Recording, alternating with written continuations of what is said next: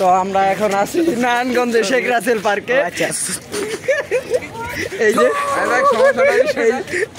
পুরো পাগল হয়ে গেছে শেখ রাসেল পার্কে, মানে এত পরিমাণ মেয়ে দেখছে পুরো পাগল হয়ে গেছে। এই যে আমার পিছনে আছে এই যে আরো দুইজন জগন্নাথ ভাই।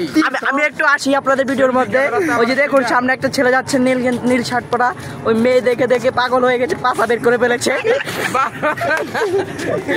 আর এই যে আমাদের ব্লগার মাতাজি লাভার এখন আপনাদের কাছে ব্লগ উপস্থাপন করতেছে। আমাদের মাতাজি লাভার যারা ব্লগার আমরা ব্লগার।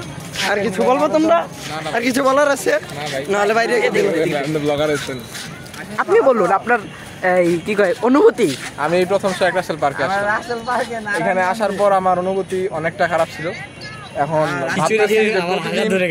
আমরা শুক্রবার এবং শনিবার এখানে আসবো। আমার সাথে আসবেন সজীব ভাই এবং চেষ্টা করবেন আমাদের প্রাণপ্রিয় অভি ভাই। This is me. এরপর আর কিছু বলবেন? আপনার এই অনুভূতিটা একটু যদি বলতেন। ভাই জীবনে আর কিছু আজকে মাতাজির দেখছি সেই ভালো লাগছে, সত্যি রিয়াল কথা। আপনার মাতাজিকে খুব ভালো লেগেছিল না? এই যে দেখুন আমাদের মাতাজি আবার খুবই আবেগ আপ্লুত ভাবে বলতেছে যে উনি একটা মাতাজিকে দেখে পাগল হয়ে গেছে। এখন মনে হচ্ছে যে উনি সুইমিং পুলে লাফ দিবে, কিন্তু ওনাকে আপনি লাফ দিতে বলে ধরো ধরো ধরো ধরো ধরো না ওরা ধরতে কইছি। Hey guys, my name is Suji. Welcome to another vlog, guys. কিছু বলবেন দাদা? খেয়ে যান আদা। কিছু বলার নেই আপনার? আমি বলবো এখানে সব কিছু ভালো লেগেছে। এদিকে আসুন, আপনি একটু কাছে আসুন, ফোকাস অন মাই মাউথ। সব কিছু ভালো লেগেছে, অন্ধকারই দরকার। সব কিছু ভালো লেগেছে, কিন্তু চিপা চাপা অন্ধকারে যারা আছে তাদেরকে ভালো লাগেনি।